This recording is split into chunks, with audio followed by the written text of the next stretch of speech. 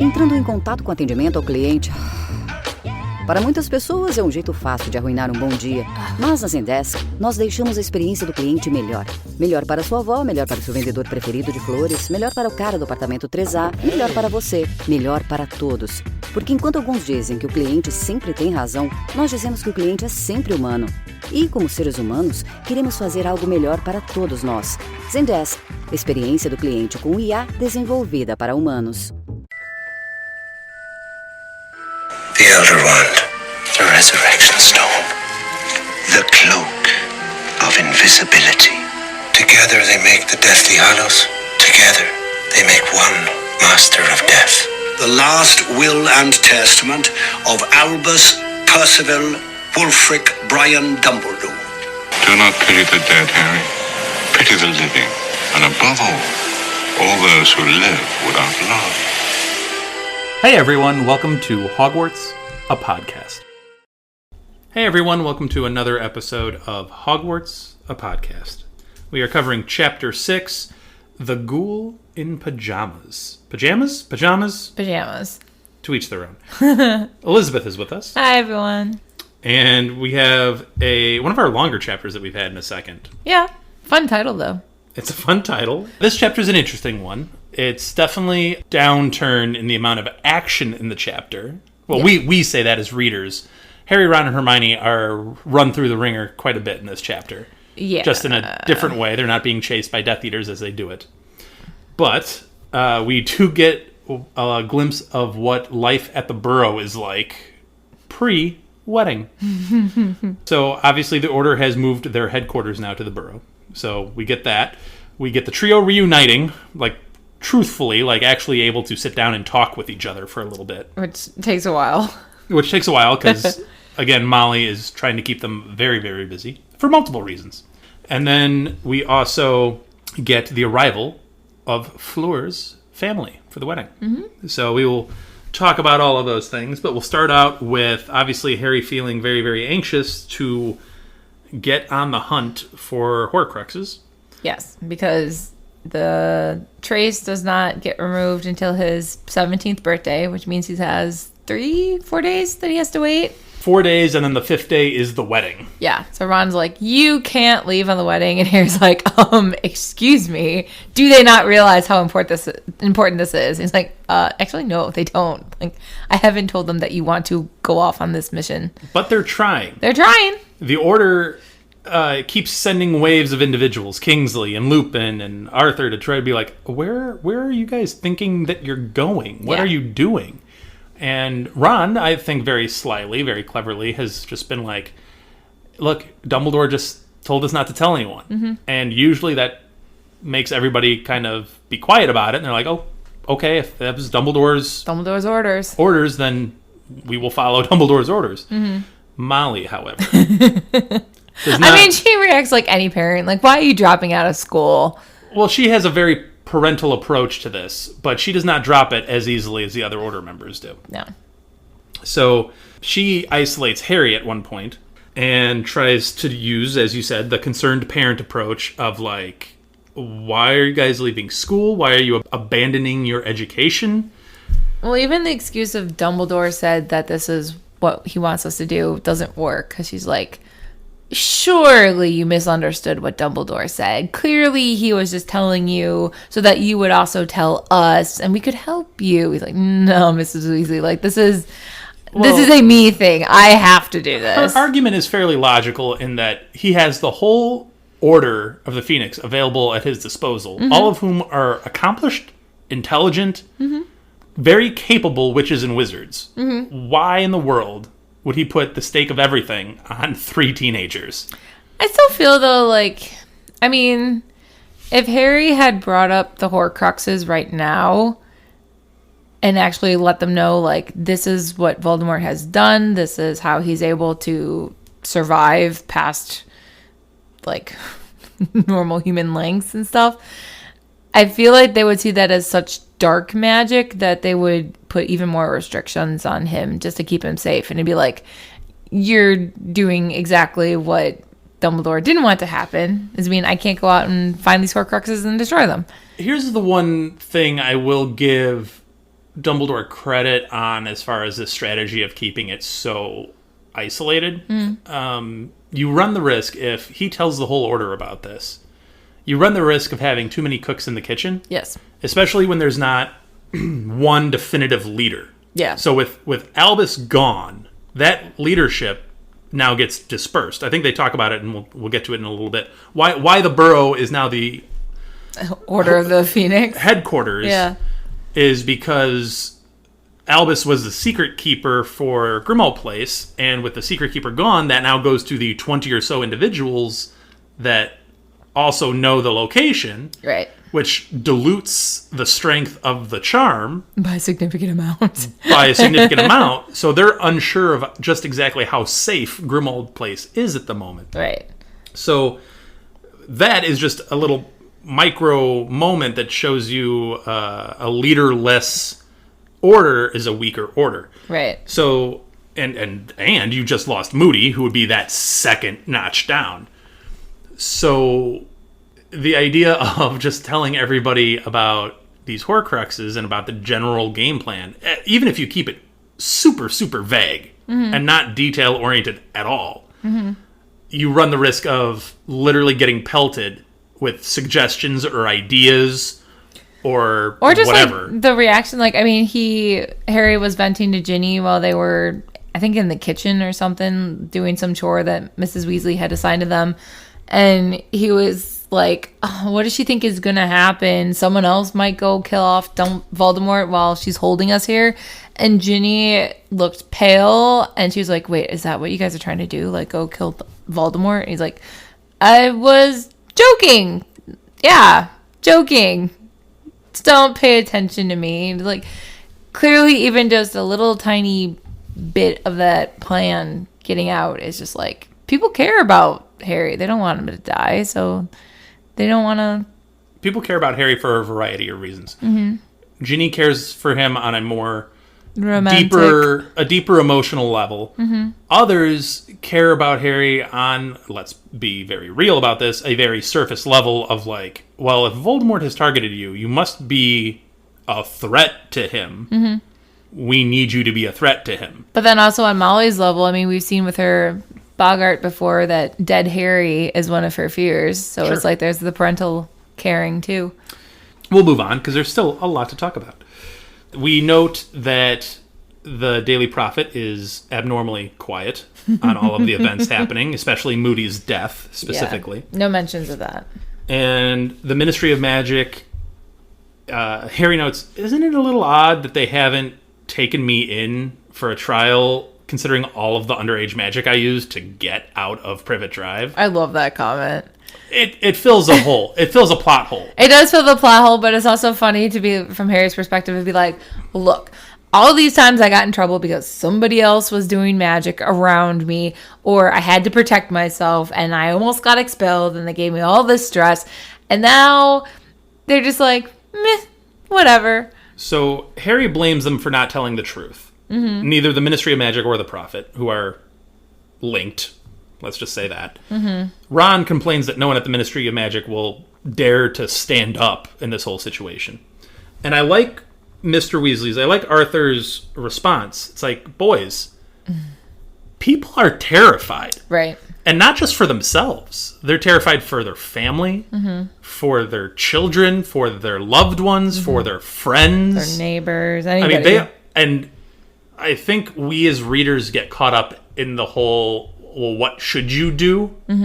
Well, that's easy for us to say. We're reading it. Right. Put yourselves in the position of these individuals, especially the adults like Arthur and Molly, who have already lived through this terrifying war once. Right. They know exactly what this can bring.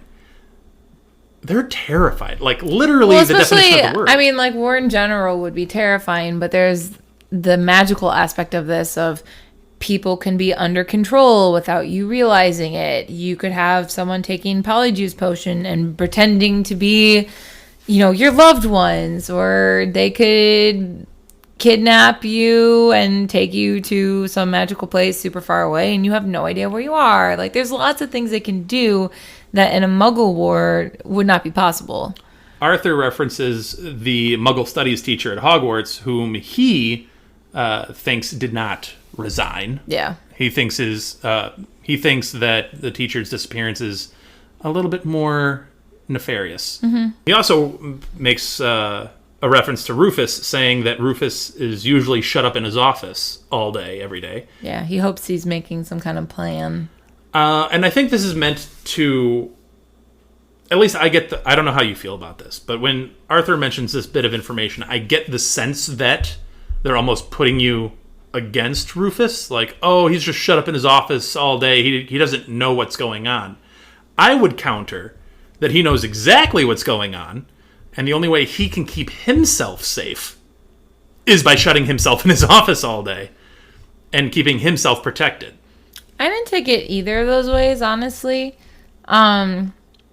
I take him being shut up in his office as being like, I mean, if it were talking about muggles, it'd be like you're on important phone calls that, you know, if they were overheard, it would be like a breach of security and people's lives could be at risk and stuff like that. So I take it more as like he's meeting with people to create secret plans that would benefit everybody. He just doesn't want to risk anyone overhearing it.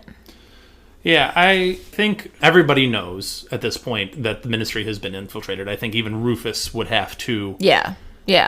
I mean, he's not... You'd be foolish to He's think not otherwise. a dumb individual. And he's starting to notice that the people around him are compromised, for lack of a better phrase. Mm-hmm. Now, I would take it as, well, if my head of the magical law enforcement department is compromised, I am in a fair amount of danger. So I don't know why you'd come to work then if that were the case. Unless he's like using the flu powder to go straight into his office. Because he's still there. So he's still the head of government. Yeah. If he's off in some like hiding location, then the Ministry is just completely lost. I guess, but I would think then he has to apparate right into his office and right out of it so that he doesn't give anyone the chance to do any... You know what? I'm going to go one step further. And this was part of the thing I was going to bring up was the amount of magic just in his office alone must be surreal because like you're putting out there, he's got to get in and out of that office. He can't obviously just stay in his office the entire time.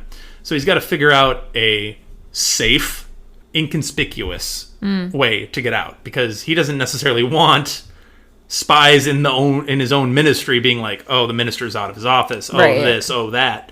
So he's got to find a safe, inconspicuous way to get in and out. And if he's having those meetings, he's got to find a way to insulate himself so that those don't slip out. Like there has to be an immense amount of magic just in his office alone. I just think this comment about Rufus was interesting on a couple of different levels, so I just wanted to kind of address that for a moment.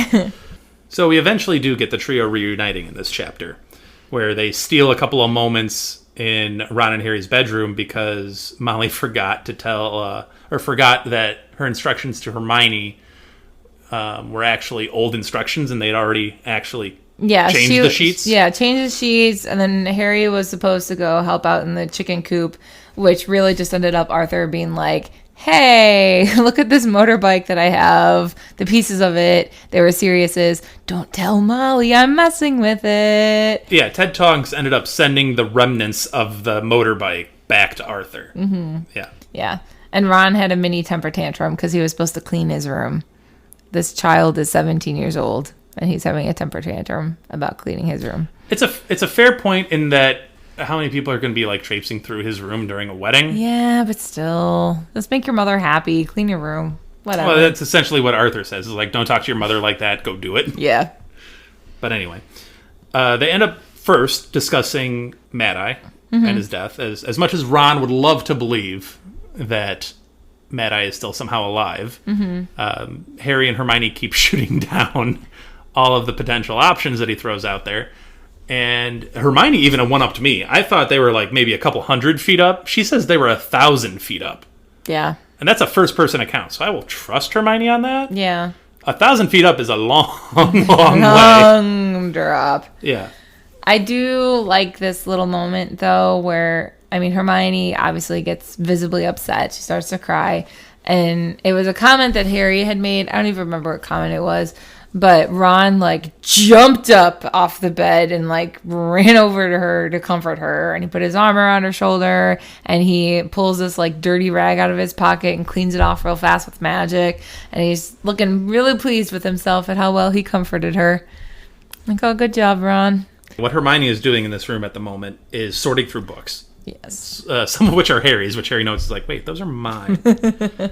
But Hermione's sorting through them and essentially figuring out which books she wants to bring with and which books she wants to leave behind. I'd be really bad at this packing. I'd want to bring all the books with. No, I would not. I'd be pretty selective. I feel like I could do this pretty well. I wouldn't do this very well. I'd want all the books. So I'm just going to run through this list, these two lists, really quickly. We get books taken. The Rise and Fall of the Dark Arts, Spellman's Syllabary, Secrets of the Darkest Art, which we'll get back to later. Mm-hmm. And you might recognize this.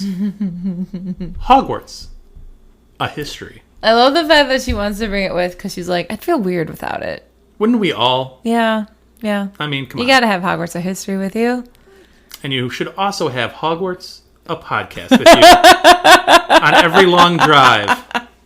I love that you just said it the way that you do in the intro. Hogwarts, a podcast. On every long drive. On every long drive. On every long work day when you're just sitting there at the computer. Just be with your old friend. Hogwarts, a podcast.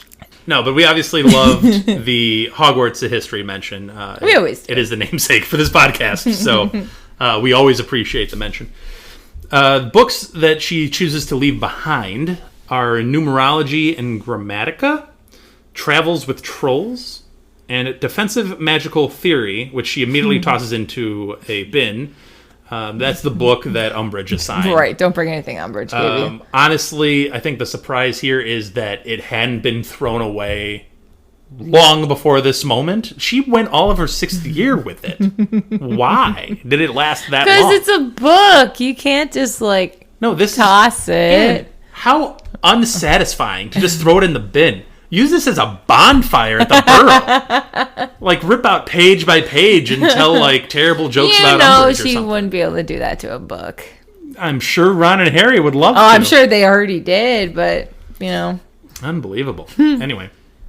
So, after all of this, Harry ends up questioning them about coming with for the umpteenth time. I love that they immediately both look both defiant and exasperated at the same time. Yeah, Ron's like, oh, this again. And Hermione's like, we knew this was coming. We knew this was going to come. We are prepared for this. They are, let me tell you, they are very prepared for this. Mm-hmm. And you get sassy Hermione. We'll spend a little second talking about this too. Hermione has been prepping for days for this departure from the Burrow. She's even smuggled the remaining amounts of Moody's Polyjuice potion, which is impressive. That's just really impressive. Mm-hmm. But the more emotional impact of what her preparations have been come later. She says that she has modified her parents' memories to change their names and to change their life's ambition to move to Australia. Yes. Which will only be lifted if she survives. Right, because she's removed their memory of ever having a daughter. Yeah.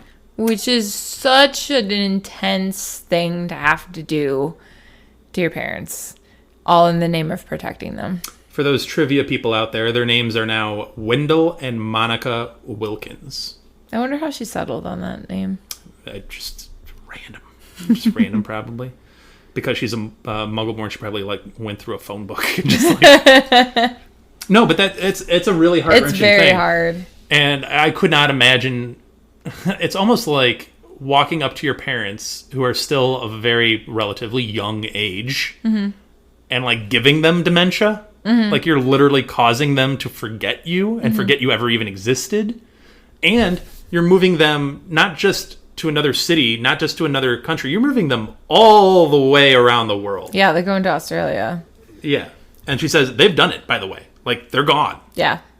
So the idea being that when she doesn't show up to Hogwarts, they'll assume she got out of town with her parents, because that's what a lot of Muggleborns are doing about Yeah, they're this going time. into hiding. Yeah. It kind of gives me vibes of Back to the Future with the picture where, like, Marty McFly starts to disappear from the picture. Oh, yeah. Or it's like your existence has been completely erased, and at least in this case, there's a magical solution to bring you back, but... Well, Elizabeth, I know you're not very up on the movies, but this scene does take place in the movies, and it's a very heartbreaking scene. I remember something about, like, her in a living room behind her parents. Yep. Maybe there was a picture. Yep. And her image disappears? Vanishes from the picture. Maybe that's why I'm thinking about Back to the Future. It's been a while since I saw it. I guess that scene stuck out a little bit. I think it's a really, like... I think it's a punch to the gut of us as readers, because we're like, oh, that's a big thing to do. It's dark and emotional. And I think it's a punch to Harry's gut at the time, being like, oh, I didn't even, like... One, I didn't even think of that. And two, that is a massive sacrifice you're making. And just the way she threw it out there, too, of like, wait, you're going to try to get us, to change our minds again. Listen, we are so far in this. This is all the stuff that I have done. Don't you dare tell me that I'm not taking this seriously enough, Harry Potter. Like, they're committed. I'm very committed, yeah. They're committed. Ron has basically given us our chapter title here. The Ghoul in Pajamas, or Pajamas. Which I looked up.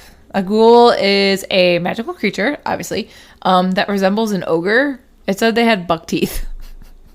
Not what I ever imagined when I was reading this chapter. Were you imagining Shrek? You were imagining Shrek. I never imagined it to even look like an ogre. I think I just more thought of, like, poltergeist kind of So this image. this school has lived in the Burrow. Like, it's been there. Yeah. They haven't, like, caught this and put it in the Burrow just recently. No, it was saying that they like to hang out in attics and other kind of more abandoned locations. And some can be more violent than others, but for the most part, they just don't like quiet. They like to just make noise and moan, groan. Do they feed on anything? Insects and rodents, it said. And they're almost like possums, or they take out pests. Interesting. Well, this school is supposed to be Ron with Spattergoit. So Ron goes into this idea that obviously all of the Weasleys can't go into hiding because they need their jobs, they need to maintain some sort of actual life, plus they need to maintain some sort of cover. Arthur needs to be at the Ministry of Magic, right? Things like that. The twins have to go to their shop, that kind of stuff. Right. So they make up this story that Ron is home, seriously ill, so that no one questions if he's with Harry and why is he not at Hogwarts. So Arthur, Fred, and George combined their efforts to actually transform the ghoul to look a little bit more like Ron. Which means red hair and pustules and Ron's pajamas. Yeah. And it doesn't matter that he can't speak, because he said, like, the spattergoit, is that how you said it? It causes fungus to spread. Now, this plan for the Weasleys, I will admit, does stink a little bit. So the Weasleys have a known magical lineage, which inherently gives them a level of protection with Voldy and the Death Eaters, because that's not the main target. The main target is Muggleborns, number one, and then any kind of blood traders after that. So, obviously, this Weasley family that we've grown to love, yes, they're in the line of danger because they're obviously with the Order of the Phoenix and blah, blah, blah, blah, blah. But the idea of them going back to their jobs and generally being maybe harassed, but overall fine, reeks a little bit of some... A little bit of privilege, sure. Yeah, a little bit of privilege. Yes. I just wanted to point that out. Well, regardless, I love how deeply touched Harry is with the lengths that they've gone to, both to, like, protect their own families, since obviously he loves the Weasleys, and while he doesn't know Hermione's family as well, he still is going to want them safe. And then just the fact that them doing this recognizes that they truly do know how dangerous the situation is going to be, and yet they're still going into it willingly when he didn't even have to ask them to do it. So Harry then gives up his pitch to have them opt out of this journey. And they start talking about the actual plans a little bit. Hermione actually references, like, Harry, I know you want to go back to Godric's Hollow, but I'm concerned it's being watched. I mean, it would make a lot of sense for you to go back to where, everything started. Which in itself is proof of why Hermione and Ron should come with, because they have other ways of thinking than Harry. He's like, yeah, the thought didn't even occur to me. I was just thinking, like, visit my parents' graves. It's like, oh, trap! No, he does actually go into a lot more. He goes into this little inner monologue. The problem I have with it is it's an inner monologue. He doesn't actually voice any of this. But on the inside, he's like, I actually just feel like this pull. Like, I'm supposed to go back. I feel like there's answers for me, not just nostalgia-based. I feel like there are concrete answers for me there. Yeah, but even still, like, because he feels that pull, he wouldn't have had the thought that Voldemort could be waiting there, hoping that he gets there, and then it'd be a trap. So having Hermione and Ron there to do alternative thinking is nice. Everybody knows Harry's impulsive, but that's fine.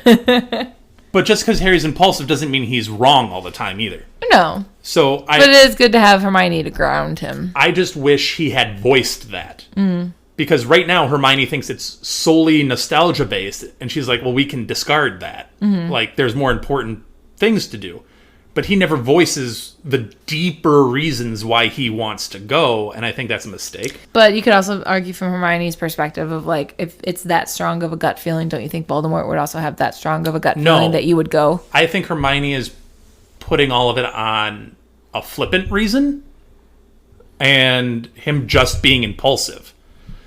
Which is fine, given his history. I understand that. Like, I don't get me wrong. I understand where Hermione's coming from, and I'm not disagreeing with Hermione. I am only saying Harry should voice his true reasons for wanting to go. He feels in general, Harry should voice things a lot more than he does. I get that, but I'm just trying to say, like, yes, Hermione is very justified in how she's addressing this Godric's Hollow desire. Harry needs to be more... He needs that closure. He needs to be more upfront about the actual depth to why he wants to return there, not just because it's, just a pivotal point in his life. There's more to it that he's feeling. He's just not vocalizing that. Either way, their thought process is probably more sound than Ron's.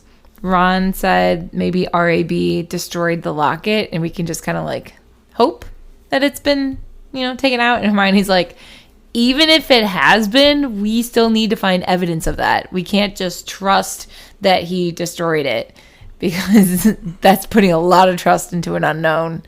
How does one even destroy a Horcrux? Well, good question. Hermione has the answer for that. How does she have the answer for that? Hermione used Accio to get the Horcrux books from Albus's office, I assume. Which in itself is just so smart. She said she did it right after the funeral, right after they had thought about, like, actually leaving Hogwarts and going to look for Horcruxes. And she was like, it would probably help if we had more information about it. So, summoning charm? And it worked. Flew right out of his office. Yeah, I'm assuming it's worked where most other people, one, wouldn't even know to look for Horcrux books, number one. Right, because you wouldn't even know what the term is. Right, and two, once they're not in the library, they'd probably just assume that they're not there. Right. So, I mean, that's probably why no one's thought to ever use this before. They did say that clearly the one book, The Secrets of the Darkest Art, it gave instructions of how to actually create a Horcrux. So they theorized that this is probably the book that Tom Riddle actually learned how to do it in. And the only reason why he ever met with Slughorn to ask him about it was just to confirm, like, can I do this 6 more times? Is it okay to split your soul 7 times total? Right. And it was like, haha, no. Why would you do that? But it's possible. So the book does give a lot of information. Obviously, like you said, it gives information a detailed way on how to make a Horcrux. What she said, she was like, I mean, this is so dark. I can't believe he did it once, let alone 7 times. It also gives you information on how to repair your soul, should you choose that is the pathway you want to take. And the only way to repair your soul is excruciatingly painful. And it's so painful that it might actually just destroy you completely. And the way to do that is remorse. Yeah. So I think she paints a really interesting picture of the emotion of remorse being excruciatingly painful and can destroy you. I don't know if anybody's actually had that feeling out there. I'm sure, not to toot our own horn, but we have a decent amount of listeners. I'm sure somebody listening to this podcast, has done something that they feel truly, truly sorry for. And know, how that can destroy you. Because you're probably thinking, how can emotion destroy you? I'm like, if you feel truly sorry for something that you messed up in such an epic way, and it's on you, and it's no one else's fault. And you can't take it back. You can't change the relationship or the event or whatever it was. You're getting judged for it from here on out, and you can't change that reputation. It can be very difficult. Yeah, and obviously, once again, no therapy in this in this world. So, I like how she paints remorse there, and how antithetical it is to the whole idea of quote unquote the darkest art of making a Horcrux. Well, it goes back to what Dumbledore has always said of love is the strongest magic. And it's here, if you're feeling remorse, then it's kind of an offset of love, feeling that pity or grief of what you've done. And that would be the thing that could counter this dark, dark, dark magic that created the Horcrux. So, easy question for you here. Do you think there have been any dark wizards that have chosen this path? Or if so, how many? I don't know. I remember looking up when we first talked about Horcruxes, how many people have actually created one. And Voldemort's the only one who's known to have done more than one. There was the recorded of the first person who had ever done it, but they didn't have a good knowledge of how many total. I guess if you did go the route of remorse and you died from it, people wouldn't necessarily know that's what killed you. How does one die from remorse? I'd imagine it's a lot like maybe some form of depression where you isolate yourself away. I'd imagine the number would be fairly small, because it's fairly small, the number that have actually attempted a Horcrux anyway. Yeah. But anyway, so we get further on into what a Horcrux is and all of the ins and outs around them. The only foolproof way to destroy a Horcrux is a Basilisk Fang, or something so destructive that the Horcrux can't repair itself. Right. She said beyond magical repair. So Reparo does nothing. Yeah, it's a deeper, dare I say, healing factor at play. The Basilisk Fang works because there's only one known cure for Basilisk venom, and it's exceedingly rare. And I love how Harry immediately is like, oh yeah, Phoenix Tears. I knew that one. 10 points to Gryffindor? Yeah. So that's just an interesting kind of thing to establish really early on, is these are very, very difficult. I think Hermione notes that you can't crush it, you can't blow it up, you can't do X, Y, or Z. This is it. And she went further to explain it because Ron wasn't fully getting it. She said a Horcrux is the complete opposite of a human being. And the reason why is if your physical body is harmed, and she used the example of being stabbed, your soul continues to live regardless if the container that the soul was in is harmed or hurt or whatever. But the Horcrux container is what keeps the soul alive. They're entwined. Yeah. So if you destroy it, the soul cannot exist on its own. It just fizzles out. Which is why we know Voldemort made so many, is because if one were to fizzle, he'd still have his backups. Yeah, so, we know Voldy was enamored with the idea of, 7 being a very strong magical number and such and such and such. But, given that the soul is so intertwined with its container, it is also an interesting note that the soul can flip between the container and someone. If that someone is too emotionally connected. Example being Ginny pouring her heart into the diary. Yeah, Hermione said it's only the emotional attachment. It's not if you're holding the diary for too long, it will immediately possess you. All this information leads you to the idea of, if there's one real big flaw in all of Albus's teachings on horcruxes via the memories was he never thought to give Harry like a heads up on ways to actually destroy these things. You know, he could have shown him the memory of him destroying the ring, but I feel like... I mean, he could have just told him too, but I feel like he probably didn't show it to him because it was a vulnerable moment, and you wouldn't necessarily want this kid to see you in that vulnerable state. That's why I tell him without all of the details. Yeah. Just tell him the important stuff. Yeah. But Harry does wonder, you know, like, Dumbledore, does he just have a Basilisc's vein in his pocket? Like, how did he actually destroy this ring? And then he realizes, there's a lot of questions that I really don't know stuff. Yeah, I should have asked him and I never got the answers to. Mm-hmm. Anyway, we'll get off of the dark magic for right now. And we get an arrival by Fleur's family. Obviously made much more difficult by all of the protective enchantments surrounding the burrow. I like how Harry noted that the house has never looked so clean. Yeah, it's quite tidy. He says he liked, or actually like really, really loved the overgrown nature of it. Yeah, now it looks too picked.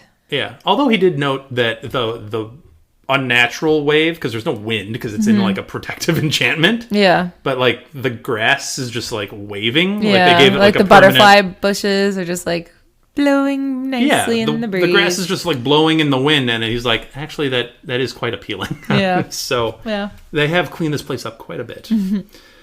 But the arrival of Fleur's family is interesting. One, because you get the Fleur's mother, Apolline. You get the father, which we only get as Monseigneur Delacour, and Gabrielle. Yes. Gabrielle is here. She is now 11 and looks like a mini Fleur. Mm-hmm. You know who's not a fan? Ginny is not a fan of Gabrielle. Well, especially because Gabrielle was flowing these little flirty looks at Harry and being like, remember me? Mm-hmm. Yeah, Ginny's a little jelly, but that's okay. You know who else might get a little jealous after too long here? Molly might have some issues because Arthur is a whole vibe. She describes Arthur as maniacally laughing at any of her comments, any of Apolline's comments. It's obviously that the Vila side is coming out. Sure. Yeah. They describe Fleur's mother as stunningly attractive. Mm-hmm. Her father, less so. He is short, plump, and has a black beard, which shows you that even the most beautiful woman is not necessarily attracted just to beauty. Like, clearly there's something going on with this man to make her want to marry him. I still think it's that individual's level of resistance to the Vila side of things that is the true determining factor of their attraction to the guy. Yeah. If they can prove that they're not just like overwhelmed by beauty and can actually get past that, that's what they're looking for. Yeah. They treat him like a human being. Yeah. Which is good advice for every man out there. Just treat general. the women like human beings. Yeah. Do that. Not objects, actual people. So they actually turn out to be quite helpful around the burrow. Mm-hmm. And they actually get in and start, I think they said Apolline was particularly gifted at household charms. She cleaned the oven like super quickly, stuff like that. So has like an eye for decorations. Yeah. Yeah. So the Delacours end up in Arthur and Molly's room, the parents. Gabrielle ends up with Fleur in Percy's old room. And Bill ends up sharing with Charlie, who's the best man. Charlie's the best man at this wedding. Very nice. Which, I don't know why, just makes me feel good. I have no idea why, and I can't even give you a Harry Potter analysis as to why, but it just makes me happy. I think it's just because you know that they're the two oldest, and I don't remember the age gap from them to Percy, but I imagine Percy was not always gung-ho about hanging out with them. So I could imagine the two of them being best of buds growing up before all the other kids came into picture. So what you're telling me is there's Bill and Charlie, and then there's like this odd buffer, Percy. Yeah. Percy's the odd buffer. He's an odd Then you buffer. get Fred and George. And then Ron and Ginny. And I feel like Fred and George, as much as we love them, were probably a lot to handle when you were a sibling. Which probably suited Bill and Charlie just fine, because they were allowed to be like, okay, Mom and Dad's attention is over there. Let's us go do something cool. But anyway. So yeah, that's kind of a breakdown of where everybody's at in the Burrow. It's obviously a quite crowded place, and you still have members of the Order, flitting in and out to do Order business. And then stuff for the wedding, too. Molly told Harry, like, okay, you're going to have to stay inside because there's this magical marquee company coming to set up and organize for the wedding. And she made this kind of offhanded comment that, like, man, it's difficult to plan a wedding with all these extra protection spells around here. Didn't remember it being this hard last time we, like, planned our wedding. Fleur says at one point, like, oh, yeah, we still got to come up with the idea of, like, what we're going to do for Harry. Yeah, you have to be disguised. You have to be disguised. How are we going to disguise, like, we're happy you're here, and we are very blessed to have you at our wedding. However, we know we're good. Yeah. But all of our guests coming in, we can't guarantee that they wouldn't let slip something. We all trust our guests. We all love our guests. That's why they're coming to our wedding. But alcohol. Well, the more you let into a secret, the more chance for that secret to get out. Yeah. So, which when she made that comment, like, Harry, of course, immediately apologizes because, like, I'm such an inconvenience. And Molly, to her credit, was like, oh, no, I don't mean, like, it's not your fault. Like, we're happy to do this. This is fantastic. And she asked him, she said the real reason why she wanted to have this conversation was to ask about how does he want to celebrate his birthday. And he was like, oh, nothing fancy. You don't make a big fuss over me. And I love this moment because she asked, like, do you want Hagrid, Tonks, Lupin to come? He's like, yeah, please. But, like, don't make this big deal out of me. And she just gives him this kind of sad smile and then, like, turns away and goes back to her chores. And Harry just feels this sense of, like, I'm such an inconvenience. I'm such a pain. And this is, I feel guilty for this. But I think that sad smile is more Molly just being like, you poor child. Like, you have not had a normal existence. And I want to give you something that would make your life normal. The exact quote at the end of this chapter is, he felt a great wave of remorse for the inconvenience and pain he was giving her. Yeah. And that's how the chapter ends. Yeah. And I think, this might be a semi-hot take, but I think this might be one of her best feats of writing, period. Because, you know what? I'm not going to tell you right now. You're going to have to wait until the spoiler section. How about that for a tease? Well, I like it because I know she knows Harry deserves the fuss. And Harry does not realize that a fuss is even a thing that would be had over you for things like a birthday. Well, I will tell you why it's such a great feat of writing when we get to the spoiler section. Fair enough. We'll be right back after this break. Before we get to our break sound, I'd like to acknowledge our friend Andy, who helps us produce our intros and our break sounds. If you want to hear more of Andy's work and like Formula One racing, check out the Outlap F1 podcast. It's your one-stop shop for Formula One news, insights, race previews, and reviews. You can find them wherever you listen to podcasts, and they even have a YouTube page. So check out Andy, Cody, John, James, and Deanna, and join them on the Outlap. Entrando em contato com atendimento ao cliente. Para muitas pessoas é um jeito fácil de arruinar um bom dia. Mas na Zendesk, nós deixamos a experiência do cliente melhor. Melhor para sua avó, melhor para o seu vendedor preferido de flores, melhor para o cara do apartamento 3A, melhor para você, melhor para todos. Porque enquanto alguns dizem que o cliente sempre tem razão, nós dizemos que o cliente é sempre humano. E como seres humanos, queremos fazer algo melhor para todos nós. Zendesk, experiência do cliente com IA desenvolvida para humanos. Dobby has no master. Dobby is a free elf. All right, we were back with the spoiler section for Chapter 6, The Ghoul in Pajamas.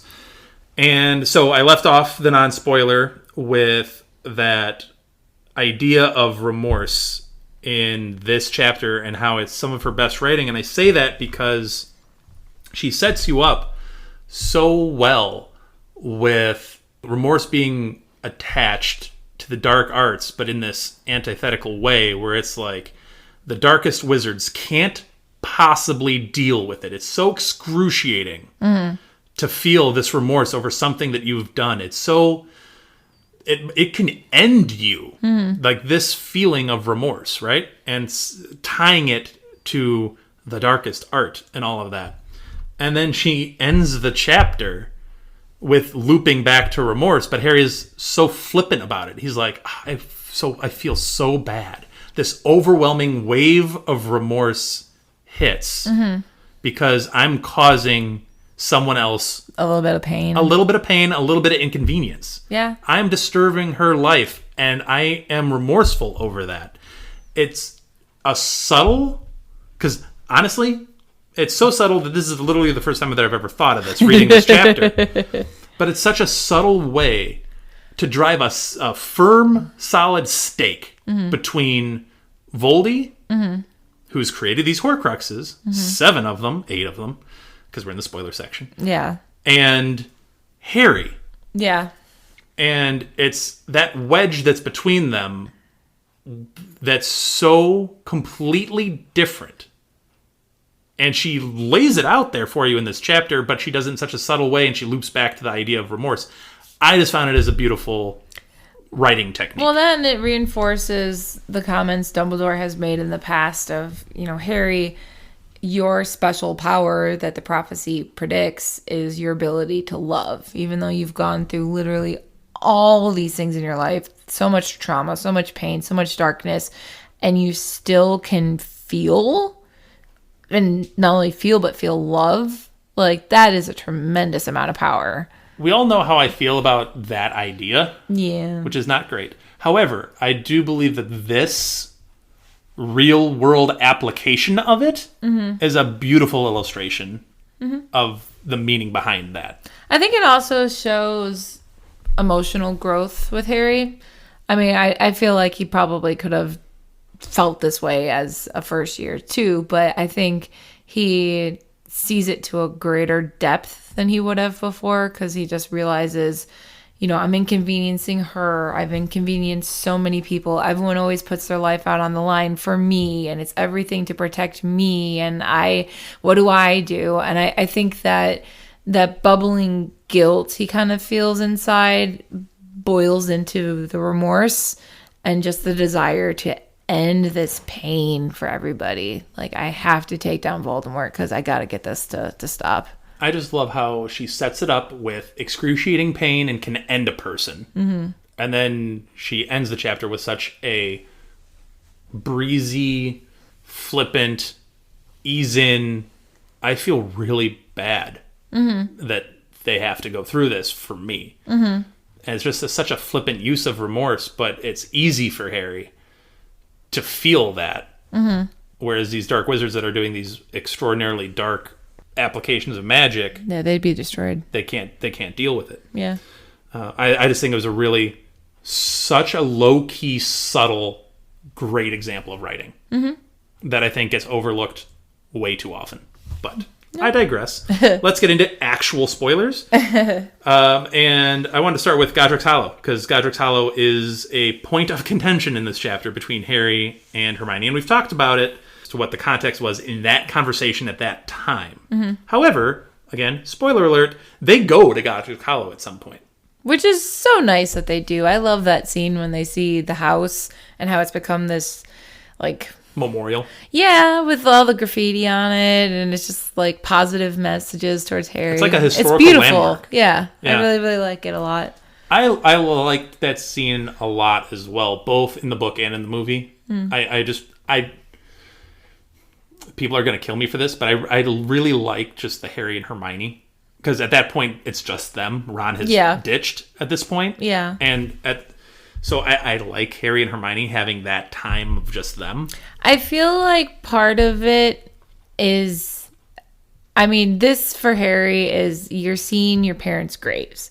And I know he makes a comment at some point in the book when it happens where he's like, this almost makes them feel like actual real people who once existed. Even though I've seen pictures, even though I've had my memories, this is proof their bodies are there. And I feel like maybe this is a little bit of a dig at Ron, but I don't think Ron would be able to appreciate the severity of the moment because both of his parents are alive. Hermione, as we just talked about, her parents are still alive, but she has just disassociated herself from them in order to protect them. And it's kind of the opposite where Harry's parents died to protect Harry. So I think she has the emotional capacity to recognize, like, this is a very deep moment for Harry, and making a joke or being like, I'm hungry, can we go get something to eat? Like, it's going to kill the moment. You got to realize where they're at when they go to Godric's Hollow. Mm-hmm. They are at their wits' end. They have no idea where to go next. It's a very low point. They have all but given up because they're like, where do we go? We have no leads whatsoever. Yeah. We have nothing. We have nothing. Yeah. We have absolutely nothing. And she finally gives in. She's like, I guess we have to, because that's literally the only place we haven't been. And quite honestly, you won't shut up about it. So fine, we'll go. Mm-hmm. And to your point, yes, she does recognize the emotional significance. Mm-hmm. Seeing the graves, seeing the house. Mm-hmm. Obviously, there's an emotional weight there. That's not all they find. Both were right. There is answers to be had at Godric's Hollow. And danger. There is danger there. This kickstarts, for real, the Hallows, because he notes the Peverils and all of that. Mm-hmm. But then, obviously, you get the Horcrux side with Nagini. Yeah. So you get a little bit of everything in that chapter. So Godric's Hollow ends up being a very pivotal moment in their search for Horcruxes and Hallows. Which I still think it's a good thing that they didn't go there until the time that they did. I feel like if they had gone right away, they wouldn't be mentally prepared for everything that happened there. So I think they weren't mentally prepared for all that happened there anyway. Well, yeah, but Nagini surprised. But I them mean, completely. like when Harry talks to Dumbledore after he dies, and Dumbledore is like, I hoped Hermione would slow you down because you're too impulsive, as we've seen, and you need someone to ground you. And Hermione holding you back a little bit from sprinting ahead makes it so that you are more, you're more ready to face it when you do, as opposed to if you just were to go straight to Godric's Hollow after the Burrow fiasco with the wedding. Like, I don't think it would have had the same impact for him. I know they were in a real bind when they chose to go to Godric's Hollow, but I wish they had been more prepared and they were able to knock out Nagini. Because as low as they thought they were when they made the choice to go to Godric's Hollow, they actually come out of Godric's Hollow a lot worse off because Harry now doesn't have a wand. Yeah. So they actually go even lower after Godric's Hollow. But we'll wrap up we'll get there. We'll wrap up the Godric's Hollow talk for right now. I did want to talk about, speaking of Hermione and Harry without Ron, you mentioned it a little bit in the non-spoiler section with Hermione and Ron in this chapter. Yeah. Ron is getting a little closer to Hermione. Well, he also has a book of his own that gives him some love tips. How to flirt with women 101. Yes. He overdoes it a touch. I love his excitement, though, of being like, oh, this is an opportunity where I can do a thing. Like, it said it in the chapter, like, how to comfort a female. And you just do it. And it works. Like, what a concept. I just love the idea of Ron having to be taught, like, how to have emotions and empathy for somebody else is just really funny to me. Well, specifically with women. Yes. Because to be fair, he's grown up with so many men in his life. He's really only had Molly and Ginny. Yeah. He's also, again, he's a teenage boy. Mm-hmm. Like, he hasn't fully matured just yet. No. He's getting there. Yeah. But he hasn't hit that mark just yet. Mm-hmm. Fred and George get social situations because they're very socially oriented. Mm-hmm. They're salesmen. They're comedians. Mm-hmm. They know how to interact with people. Mm-hmm. Ron doesn't always read the situation very well.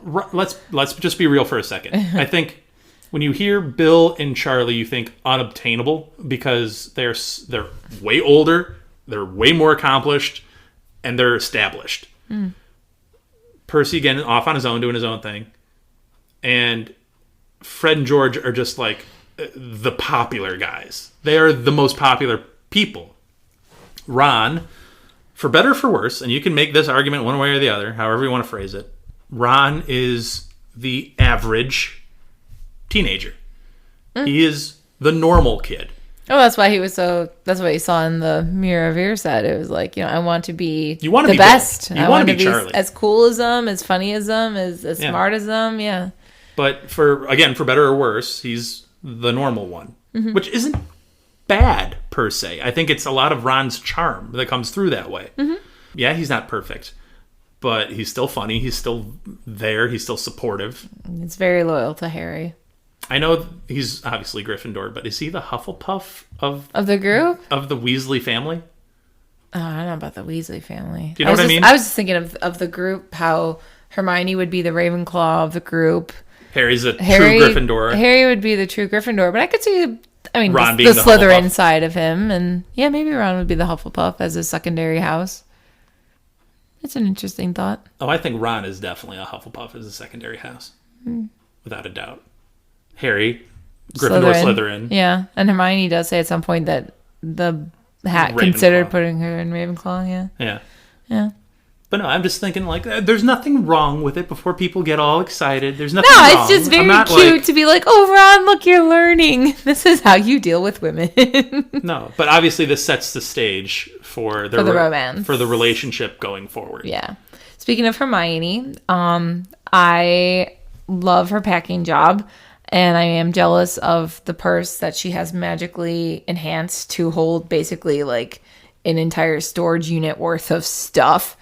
But it's so good that she's packing now, because we know in mere days time, they got to go, and in like a minute's notice. I just wish she had started this packing like 2 days earlier and included his broom, his rucksack, and the cage in this enlarged magical purse. Yeah, you could have Hedwig just floating around in there, doing her own little thing. No, just let her free. I've been on this from the start. Notice she is perfectly fine with leaving her pet at the Weasley household. I don't know why Harry couldn't have released Hedwig earlier, but yes, we've been on this topic. The other thing with Hermione, she mentions how horcruxes, like, you have to be emotionally attached to them in order for them to affect you the way that Ginny was with the diary. But we know that they pass around the locket. They're not emotionally attached. Oh, yes, they are. I disagree. I wouldn't say they're emotionally attached to it the way that Ginny was to the diary. So you're not writing in it. No. But you're wearing it. Yeah, but she was like, touching it wouldn't be like... But the locket hangs right next to your heart. I guess. So it's reading your heart's emotions, your emotions, your feelings, your thoughts. So it's the longer you wear that thing, the more intimately connected with the item you are. I guess. Therefore, it's changing you. It's playing on those darker thoughts. And yeah, it plays. No, I think the locket. I guess it's certainly. I guess it's just interesting because it's like, I mean, the diary she had to physically do something to. She had to write in it. She put it in her emotions. She talked to it. Put on the locket. I guess it's just interesting to see it in other Horcruxes form. But her idea of like, just holding it doesn't count, which makes you think like if they just held it in their hands instead of wearing it. Yes, it would have been. Now that I think is true. That I would buy. If they just like held it, or they put it in a rucksack or in the purse or whatever, I think that's totally fine. But once you're wearing the locket for long periods of time, and that's what they get, is they notice like, Ron, you've been wearing that locket for it really affects 10 hours. That also brings up like, and I'm sure we'll talk about this more when we get to the locket, but having one person in the group wear it is such a risk. Because if they got captured, there goes the Horcrux, like... We'll get there when we get there, but I agree. My decision, especially when you notice it starts to affect you. I would be like, absolutely not. Put it in that bag that Hagrid got him forever ago that he has like the sliver of the mirror in, Put it in there and just have it in there. Carry it in around. the wallet with the teeth. Put it in the Book of Monsters. The Monster Book of Monsters. No, because then the Monster Book of Monsters will certainly start turning even meaner than it already is.